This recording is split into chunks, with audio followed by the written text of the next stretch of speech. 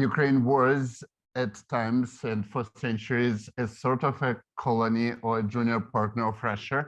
And there is nothing historically surprising about this. For example, India is a much older civilization than Great Britain, but India was also a colony of Great Britain for decades. And this is a kind of,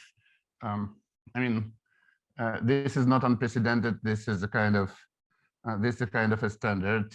Then Ukraine was independent of and on.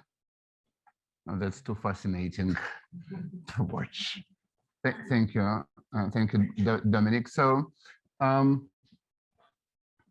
eventually, 30 years ago, when the Soviet Union collapsed as a state, Russia and Ukraine became independent countries, independent of each other. Then there were a lot of relationship in between. There are, of course, historical ties. There are industrial ties. There are cultural ties. They're not should be overstated. They're kind of standard in Europe. For example, many Scandinavian countries have relationship with each other. It's also quite standard around the world that part of a country has the nationals of this country speaking the language of a neighboring country. For example, Sweden, I have a Finnish speaking minority. They're Swedes, but they're Finnish speaking. Anyways, there is a kind of a standard story between two neighboring countries. Then on February 24, 2022, Russia attacked Ukraine, and it became the largest military conflict in Europe over 80 years. It's by some measures, of course, the largest military conflict since World War II. It's not by every measure, because there were civil conflicts that brought more victims, but it's a very significant military conflict. But of course, there are many explanations, as it's normal when we're talking about these historical events. But I would focus basically on the following set of explanations. I'm trying not to talk about big things. Of course, I think personally that the war on Ukraine is a crime. That's basically the exact same crime for which Nazi top leaders of the Nazi regime were sentenced in Nuremberg, the preparing and launching an aggressive war. That's basically the crime that the Russian leadership, Russia committed while attacking Ukraine. But I'm trying to look at this positively, why this happened. So among all these things, why this happened, I'm trying to focus as an economic theorist on individual decisions. And happily, this is a kind of a situation in which there is a decision. There were people, there was president who made these decisions. So it's not like that. It's in a sense not like a war between the United States and Vietnam, where you cannot identify a single president who made a decision to be engaged in the war of Vietnam. There was like a huge amount of steps toward this situation, but here it was a decision made in mid to late February by President Putin. So one thing that before, or in the years before this war, President Putin and his close circle, both inside and outside the government, they formed a very specific worldview about what's the relation, about what bears on the decision to invade Ukraine. So one thing was that Ukraine doesn't have a stable government. It's whatever government it has, it does not have any kind of a strong popular support. They had a theory that President Zelensky is merely a puppet of local oligarchs, United States, local nationalists, fascists, anti-fascists, fascists and Jewish. I mean, they're not economic theorists. They do not care about the consistency of their theory. So they had this theory that he's a puppet of everyone.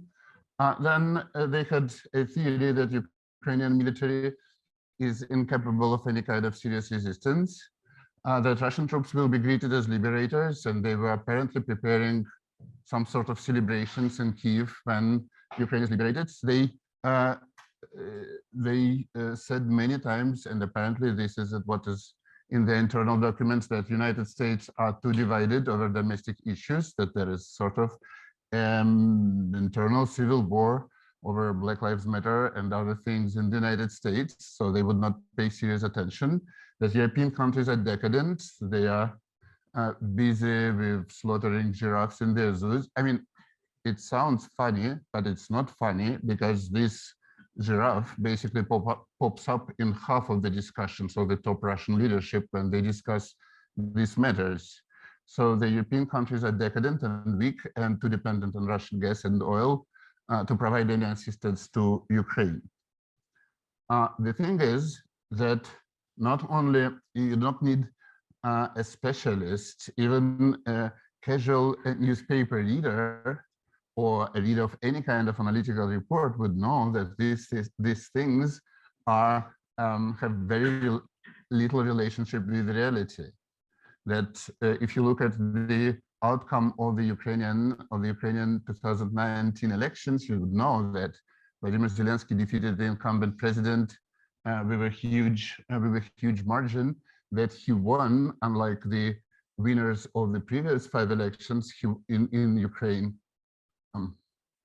Ukraine has very competitive democracy. It's basically the only country in the world in which the incumbent president is more likely to lose elections rather to win. 4 of the 6 incumbents running for elections lost elections. But anyways, Vladimir Zelensky defeated the incumbent president with 73% of the vote. And if you look at his vote returns, he defeated, especially in the first round, he defeated the Eastern politicians in the East. He defeated the Western politicians in their strongholds, the West Ukrainian politicians in the West. So if there is an election that demonstrates the coherence of the Ukrainian nation as a polity, then this was the 2000. The idea that Ukrainian military is not capable of any kind of serious resistance, it's also not true, because they have actually been already engaged in a lot of warfare against the superior Russian army since 2014, and the Russian army was not able to move, for example, despite many attacks, the border even 2 kilometers from the Donetsk city. They're still unable to do this, but they were unable to do this since 2014, despite very serious efforts. So why they would think that Ukrainian military is not capable is unclear. Then that the Russian troops will be greeted as liberators, again, there is a lot of evidence to the contrary. And the thing is that you don't need to believe Putin and his henchmen words that they believe that Russian troops will be greeted as liberators. They actually had half of the Russian riot police slaughtered in the first days of invasion because they sent riot police there. Riot police, these are people who do not have any kind of serious military experience, but since they expected the Ukrainian military collapse, they thought that what they're going to deal with in Ukraine will be just popular protests. So that's why they said sent riot police there, and it was slaughtered in the first days. The same way they have, there were reports, serious reports, about a couple of military orchestra slaughtered in the first days of invasion because they somehow thought that Russian troops will be greeted as liberators. Of course, the United States might be divided over some domestic issues, but the United States reaction to this, the European Union reaction to this, was completely predictable. In fact, for years, I participated in some forum with the Putin sort of court experts, so people who were trying to say, directors of the state academic institutions, trying to say what the leader wants to hear.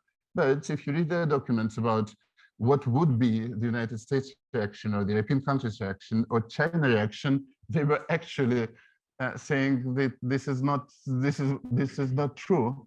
in a very polite words, they were talking to their leadership that these are completely incorrect assumptions. So I'm trying to put this decision, the decision to invade Ukraine, into trying to explain this positively into the line of other historical disastrous decision in the history of our country, Russia. The last Russian Tsar decision to enter World War I in 1914 was such a singularly unfortunate decision. There was no big reasons. If you, I mean, there are always justification of something, but nothing was threatening Russia in 1914. But they entered the war. It developed the way it should have been expected, and this resulted in the collapse of the Russian Empire. Then again, we kind of, when we think about the Hitler's decisions to invade the Soviet Union, and then on December 7 of 1941 declare the war against the United States, then of course we have in mind like what transpired in history, meaning that the Soviet troops collapsed in the first months of the war, and the war was developing in a very bad ways for the Soviet Union. But if we would look at this kind of without paying too much attention to what actually happened, and that's what we economic theorists do, then it was a crazy decision from the very beginning.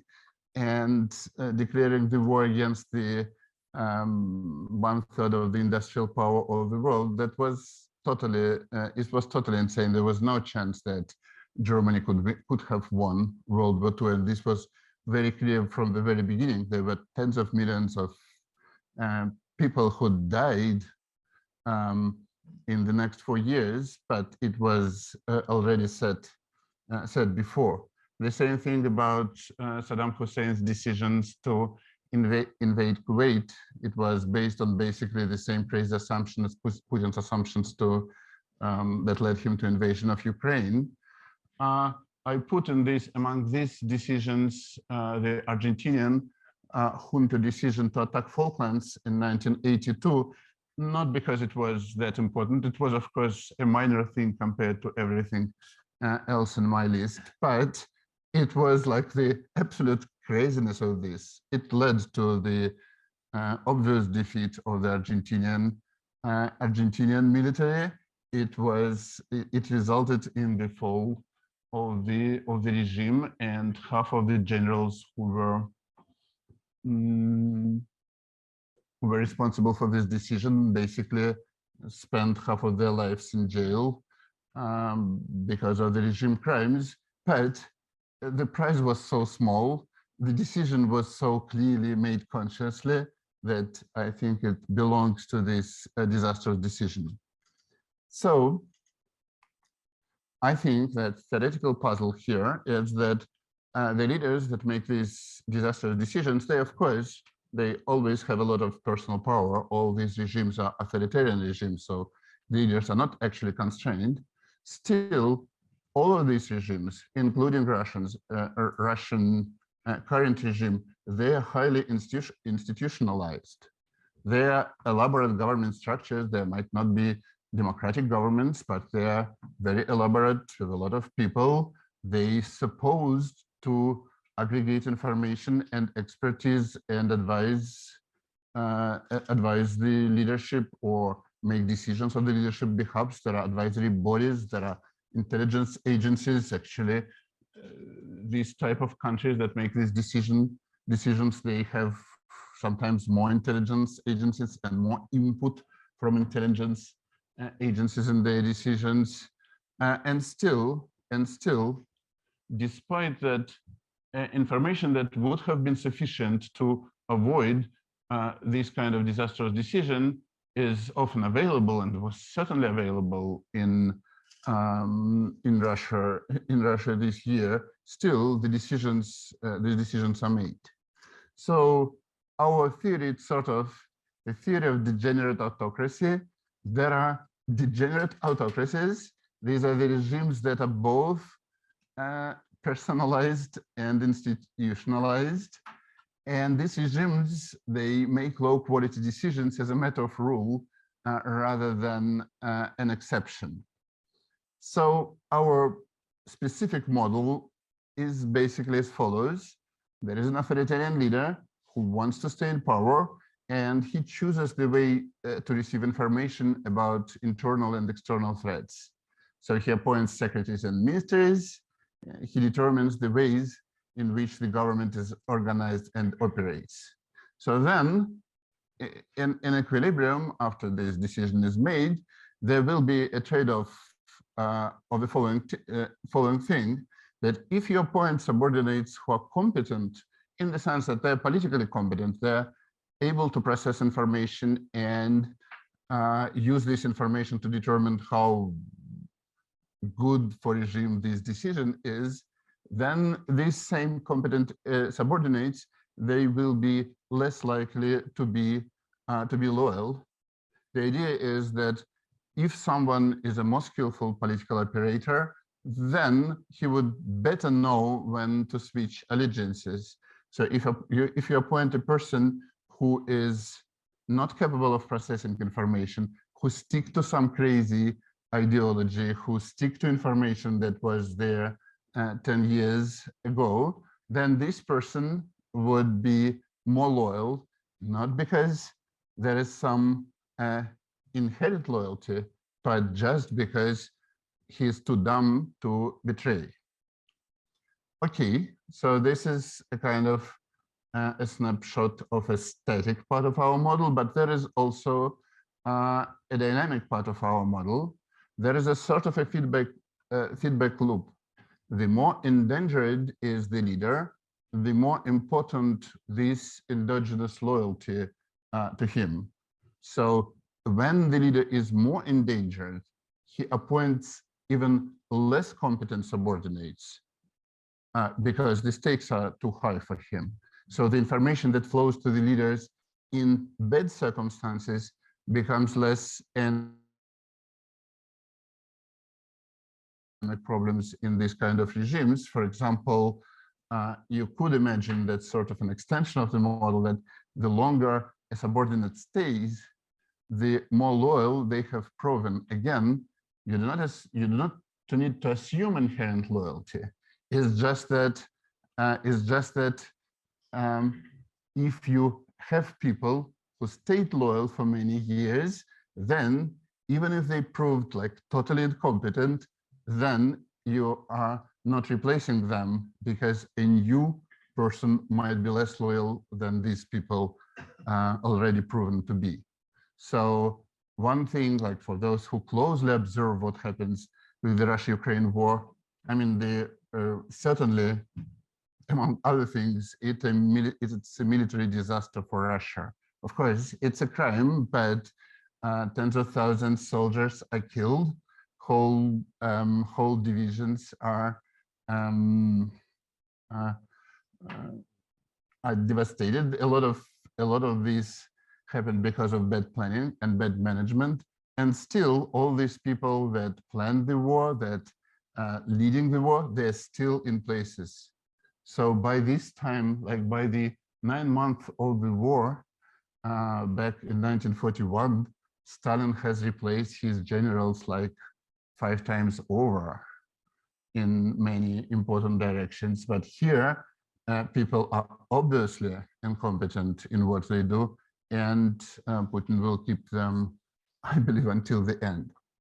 So, okay, before I start talking more about the theory, I want to say that this is a part of our lifetime project with Georgi Diagorov about dictatorship is a common form of government, but by modern dictators, sometimes so bad.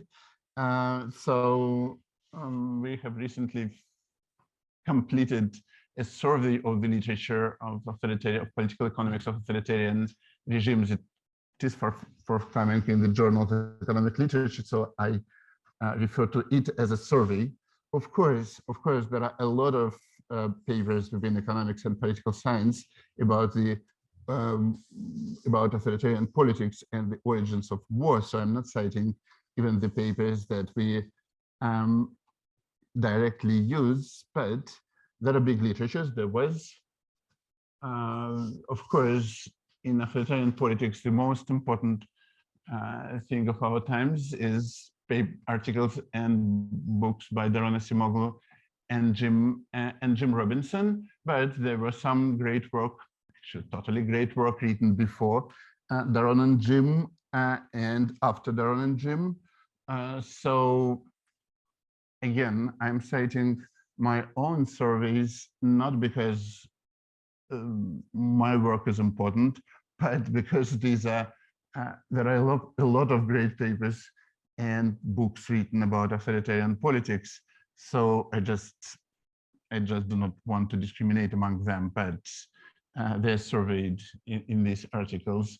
Among perspective on wars, again, this is a topic over which hundreds of papers are written and hundreds of books. I'm advertising my colleague Chris Blattman book on rational perspective of wars. This is a popular book, but it's based on Chris' own research, and I think it's sort of a best survey of the current rational perspectives on war, to which our theory also belongs.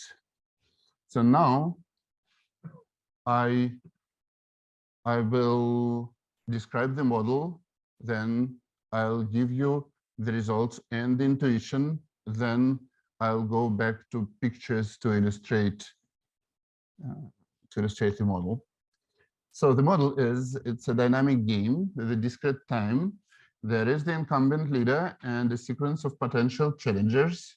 So in each period, there is a fight between the incumbent and the next challenger. The fight is a lottery. And this lottery meaning that there is a random chance that the incumbent wins. And the odds in this lottery, they depend on the following things. They depend on the level of repression that the incumbent had chosen. They depend on the governance structure the incumbent put in place. And they depend on the random factors, such as the regime vulnerability and the opposition strength. So if the incumbent loses, then the challenger becomes the new leader, and the former incumbent becomes the opposition. Then at the end of the power fight, the new leader decides whether or not to repress the opposition. So it might be that the challenger became the leader and now repressing the former leader, or it might be that the incumbent defeated the challenger and decides what to do with the challenger. So if the leader chooses repression, then be it the former incumbent or the former losing challenger, then they're out. So in old times, it would be executed.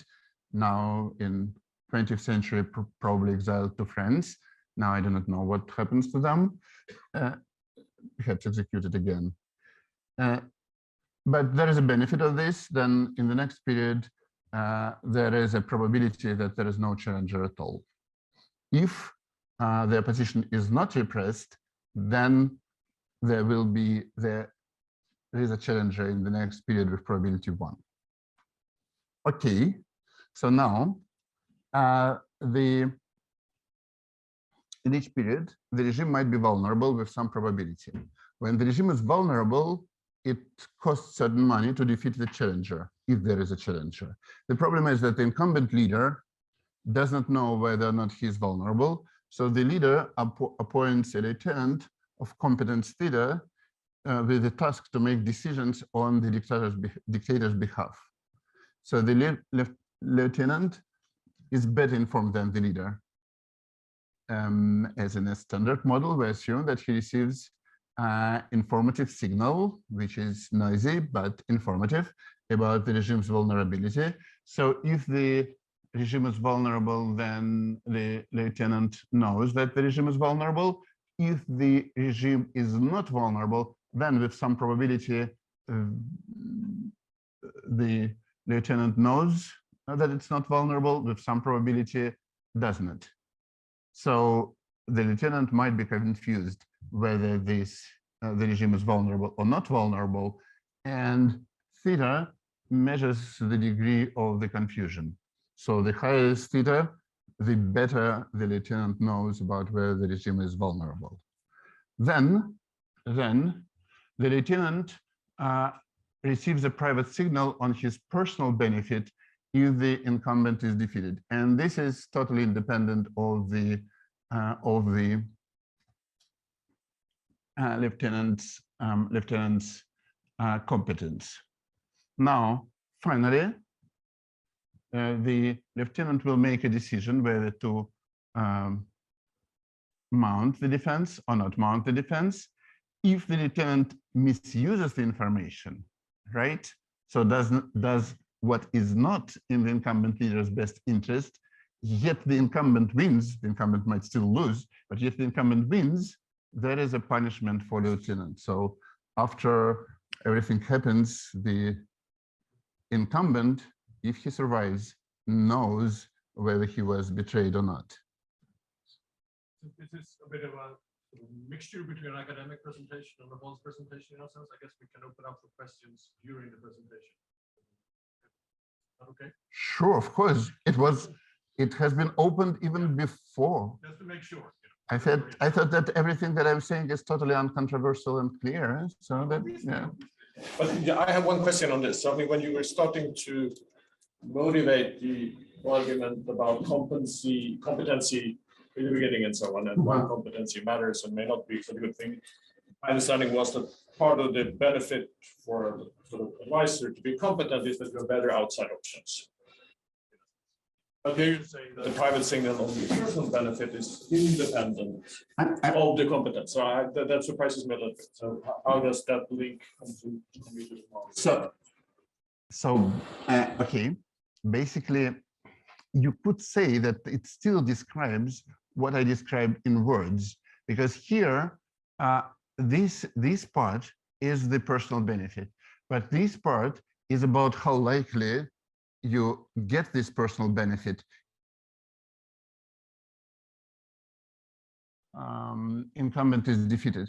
So for example, suppose that I'm this lieutenant and you come to me and offer me a payment, but I do not know how serious you are. Are you going to defeat the incumbent, or are you going to lose and then I'm going to be executed for accepting a bribe from you, right?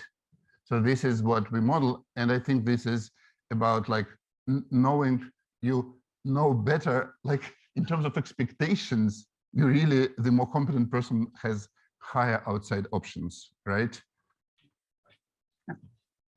For example, suppose that I just know exactly your power, so I'm like totally competent, right? Ideally competent.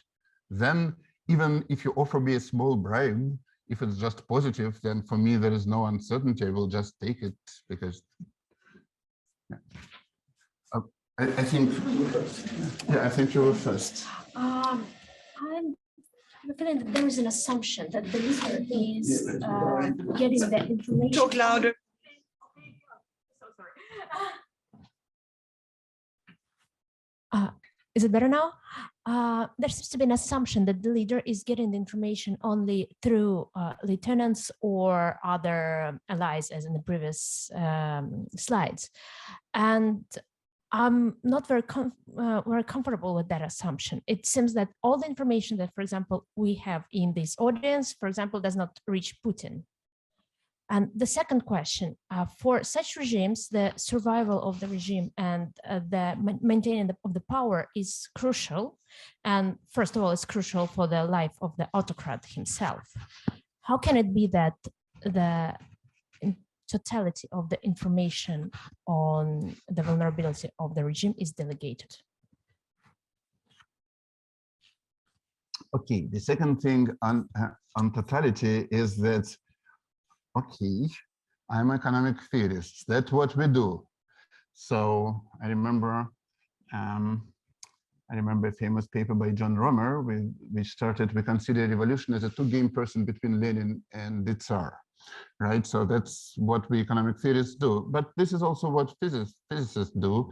They make a lot of assumptions like that the Earth is flat, just to make it sort of analytically tractable. So this is, I mean, the totality of information is one signal, and there is one parameter that measures the precision of this information. The first question, I mean, who does this? Like, each president actually literally appoints people who bring information to her or to him, right?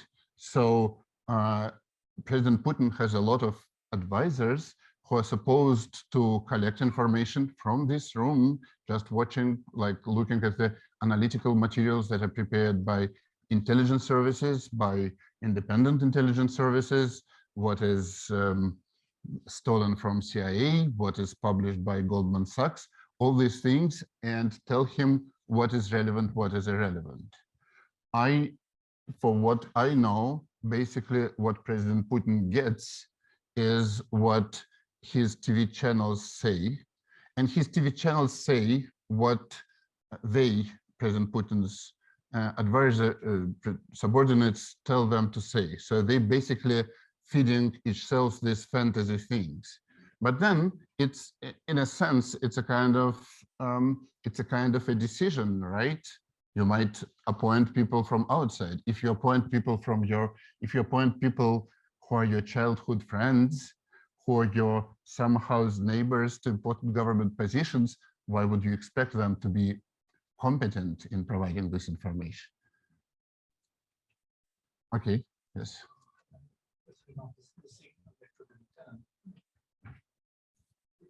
The way you describe it, it is exogenous, the precision of the signal. One could imagine, can you hear me? Yeah, one could imagine a moral hazard problem here, that the lieutenant has to make some effort to get information, right? And then the more skillful or competent lieutenant would have a lower cost to getting a certain level of information. So couldn't one think of that dimension? And then, you know, depending on the expected returns and so on, theta would be endogenous, and it could depend on the competence, right? That's true, but we sort of, I think we could have done this, but there is already a moral hazard problem, right? Because when the lieutenant gets the decision, he has to decide whether to follow this information or not, right? Right, yeah. Right, yeah, that's true. Yes. Okay.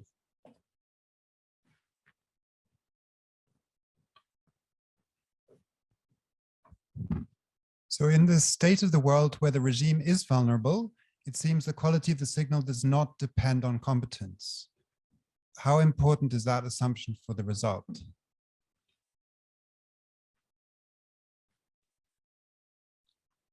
You cannot say this.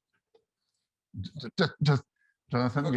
you cannot say that. No, the thing is that this is basically an information structure, right?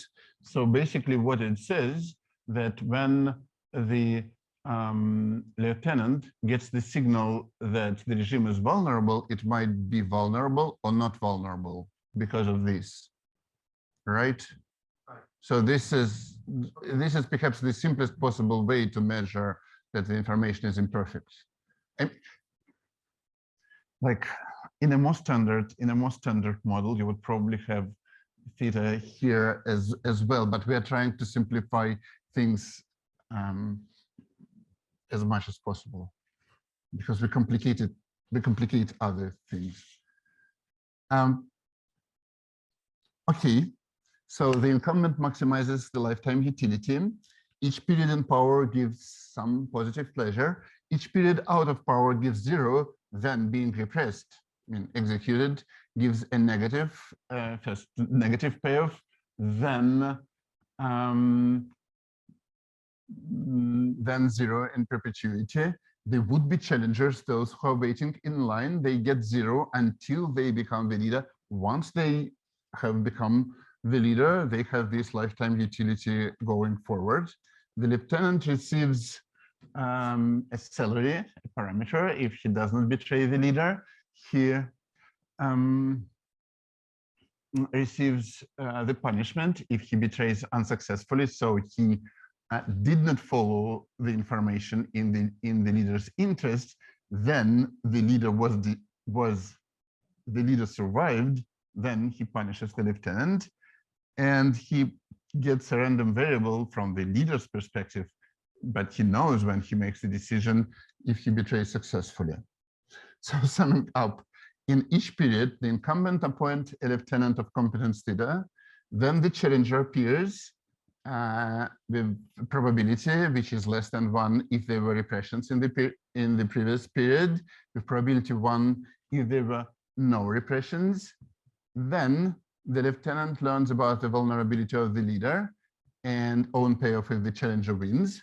Then the lieutenant decides whether or not to maintain defense, basically decides whether or not to betray the dictator or not. If the leader is vulnerable, then there is a lottery that happens between the incumbent and the challenger, the odds depending on vulnerability and whether or not the lieutenant decided to maintain defense. Then the winner of the power fight learns whether or not the leader was vulnerable and rewards or punishes the lieutenant. So this is already for specialists. So we look at equilibria in which actions in period T might depend on circumstances of period T. So everything that happens in period T and the incumbent's and challenger's reputation. And reputation is a binary variable that reflects whether or not the person ordered repressions in the past. So for each participant of the power fight, we also know where this in the sense that the strategies might depend on whether or not this person have ordered repressions in the past.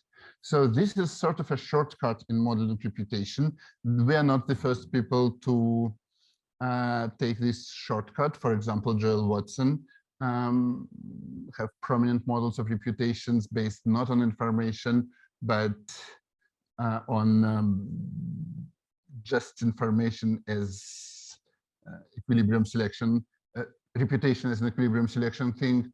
But we also could do this with the Milgram, Krebs, Roberts, Wilson definition of reputation. So with the commitment type, we're not doing this, but we can do this. And we can explain how to do this. It just takes too much of our efforts. And then our equilibrium in which actions, which is a subgame perfect Nash equilibrium, but also in which strategies could be based on this reputation variable. This equilibrium extends the set of possible equilibria beyond what would Markov perfection, which is standard in the dynamic political economics literature, would allow us.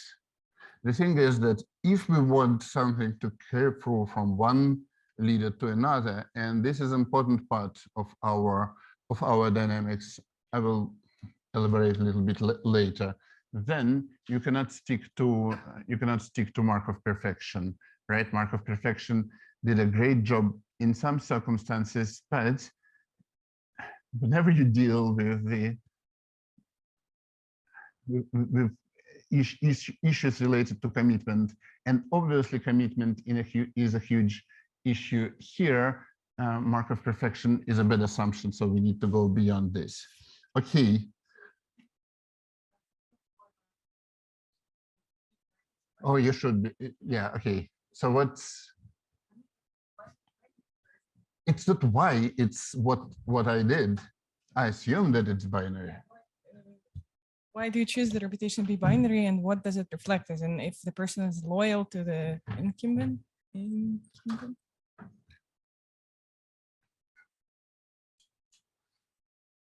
okay, we want to have a definition. We want to have a definition of reputation. We want to have reputation, to have a bearing. Basically, we want history to have a bearing on what happens next, right? Because this is realistic, and perhaps you cannot do these things without relying on history. If we allow our players, our actors, in equilibrium to choose strategies that depend on the whole historical paths, then we will have something like a folk theorem. We will have too many equilibria. So we try to reduce the set of equilibria, right? So we're trying to introduce some history, and this is the way we introduce some history here.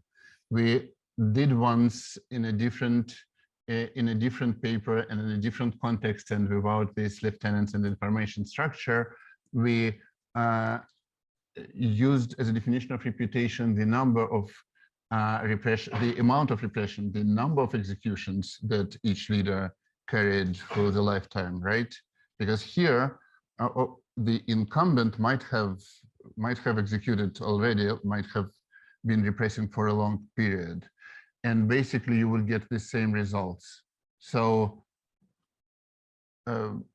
conceptually, we want our strategies to take into account the history.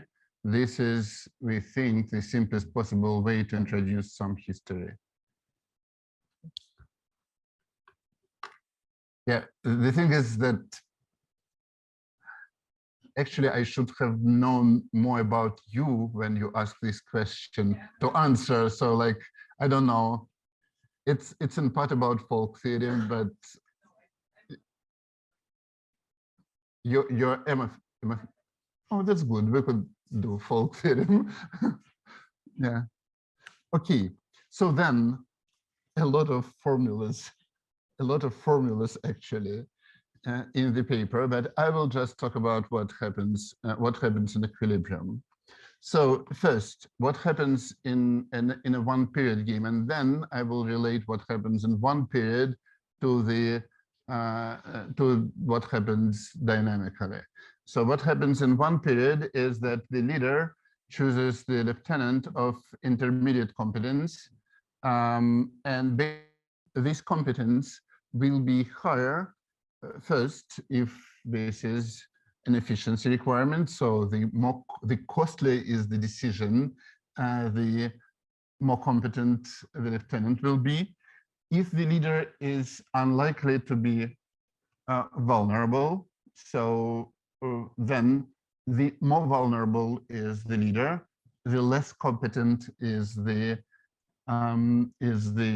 lieutenant, basically because when the leader is very vulnerable, then loyalty is more important than efficiency. So appoint a less competent person. Also, and this is a kind of a link to the dynamics, that the lieutenant competence is higher when the stakes are low for the leader. So the thing is that here, if the leader is vulnerable, so there is a high chance that he is going to lose, and there is a high chance that he is going to be repressed if he loses, then he would appoint a less efficient lieutenant. So this is basically our theoretical explanation of degenerate autocracy, that in bad circumstances, when your popularity is fading, when your economic performance is dismal, so there are outside reasons to think that you are vulnerable, you appoint less competent people because you started to value loyalty more. So like you sort of go into this bad decisions path. So the yes.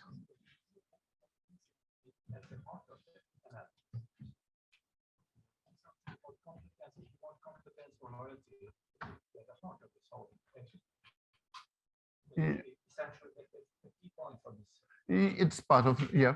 And I think it's a very fundamental thing, which we see in many situations in life, also in business and so forth. So I think it's a very important thing. And so I think that's quite interesting. And also one could then wonder, as a theoretician, as you are a theoretician, are there circumstances when this would not hold?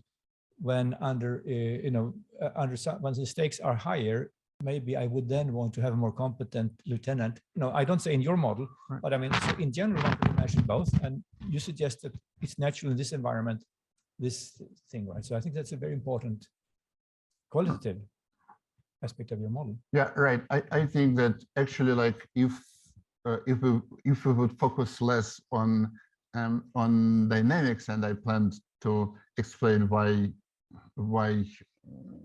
I think that dynamics is sort of important. If we just explore this static relationship, we wrote one paper on this, but we could have written more papers. Then there will be variables that would allow to distinguish between these circumstances. For example, if you have external threats, so there is like an enemy coming, then you would prefer to appoint best generals.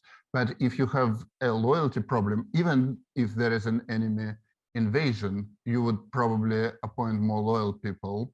So, for example, after August 20, 1944 coup, Hitler basically replaced his generals. He is replaced by his former friends from the Nazi Socialist Party from early 30s. So people who never had any kind of military training or experience, but apparently loyalty was so important that he totally sacrificed the competence at this moment. So I think, like, if we unblack box the vulnerability, then we will have this what you described. Okay, so this is actually my last theoretical slide. Is that dynamically the bad reputation? So if you have repressions in the past, these make stakes for the leader higher, and this happens for the following reason, very theoretical. So suppose that we are in an equilibrium in which the reputation matters, and you just defeated your enemy and decide whether to spare the enemy or execute the enemy. So then your decision depends on what's the reputation of this enemy. Because if this enemy is a person who have spared people in the past, then you think, okay, if I spare him, then next period he's a challenger. There will be a new power fight, and if he comes, if he wins, then he would spare me because he has this reputation of sparing people. But if he has a reputation that he executed people, executed people in the past, then if I spare him now, then in the next period he comes back, he wins, he will be deciding my fate, and he will execute me. I know this because he has this reputation, so I'll better execute him now. So what I've described is that if you're deciding the fate of a person who has bad reputation, you are more likely to execute this person, so you're also more likely to acquire bad reputation. So there is a sort of like path dependence by different people. If you take over a bloody dictator, then you have to execute him because you fear that if he is not executed, he comes back and executes you.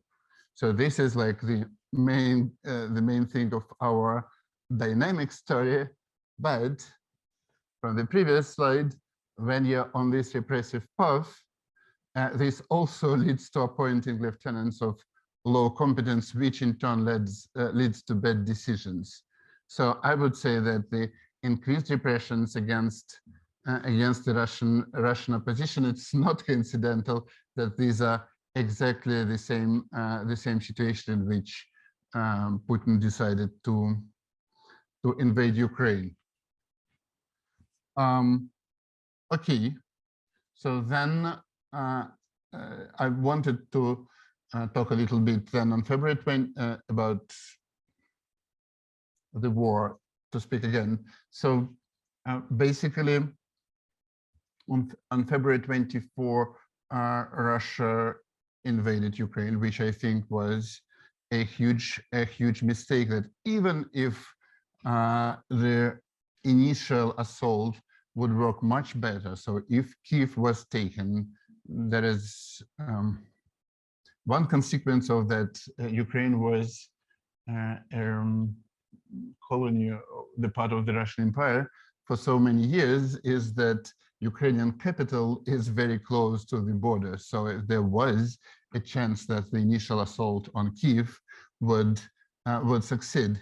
But I think the overall, it would be different first days. There will be more casualties among Ukrainian civilians, but the outcome of this assault will be eventually exactly the same, because the Russian troops, they were just too small. The Ukrainian troops were too large. They were better trained. There was no reason to doubt that there would have been support from the West in any circumstances. Then eventually Ukraine won the Battle of Kiev. So here are two maps. This is March 29. So these are basically the results of the initial assault. This is by April 11. All this part here was liberated. So at the cost of tens of thousands killed in action and wounded, the Russian troops get nothing here. Then in September, Ukrainian troops liberated part of the Kharkiv Oblast and then the part of the Kherson Oblast. So now, like with that, Russia took even a single regional capital over these 9 months. But then my next slides is just about the degeneracy of Putin's regime. For example, Tatiana Golikova is a minister of social policy. She has never worked in the private sector. Nobody from her family worked in the private sector. Actually, her husband was a cabinet minister. So these are her 5 Spanish villas, and these are only Spanish villas. We do not know about other countries. So for me, for example, I have always thought that when Russian crazy leftists talk about hundreds of billions of dollars stolen by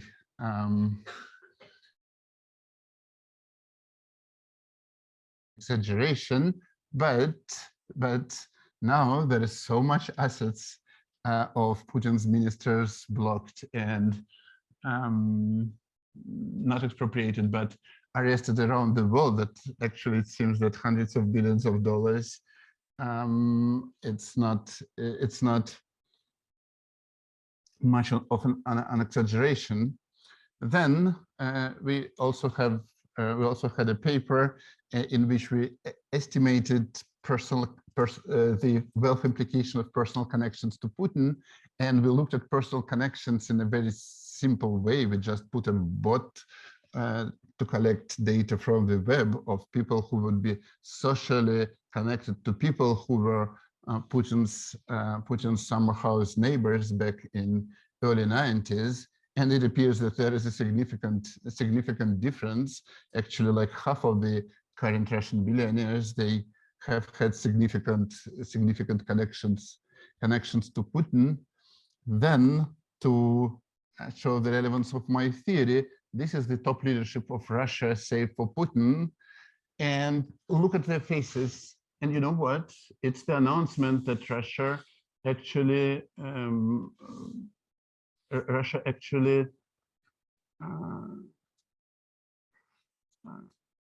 that four new regions of Ukraine are joining Russia. Like, just look at these faces, how happy they are and how smart they look. That's just amazing. So I think, like just looking at this picture alone, you need to have a theory how people with these kind of faces could get to decide fates of millions of people. So for my theory, I need sort of fading popularity of Putin. So in the fall, Putin is very reluctant to meet people, because basically he doesn't seem to be popular right now, but sometimes they organize meetings. So there was an impressive show of support a lot of people have shown on the Red Square. This picture, it's basically what happens 500 meters from the Red Square. So these are buses, all this, nobody comes to Putin's meetings. When he calls them, you need to actually bus people to these meetings in an organized way, so then you could show the popularity. Now, this is the concluding slide. So what I think it's the war against Ukraine is not only a crime, but it's also a singly disastrous decision, which I'm certain puts the end to the Russia as we know it. I think there is a puzzle why such disastrous decisions could be made by in a situation which is highly institutionalized, maybe weakly institutionalized, but highly institutionalized. So we are building a theory in which the regime is sort of both institutionalized. So the leader appoints, designs the governance structure, but the decisions are bad. And what we say is that they're bad for a reason, that when you are vulnerable, when you are personalistic, then you value loyalty over competence. And when you get into a bad situation, when you acquire bad reputation, then these problems are exacerbated. So I could take some questions.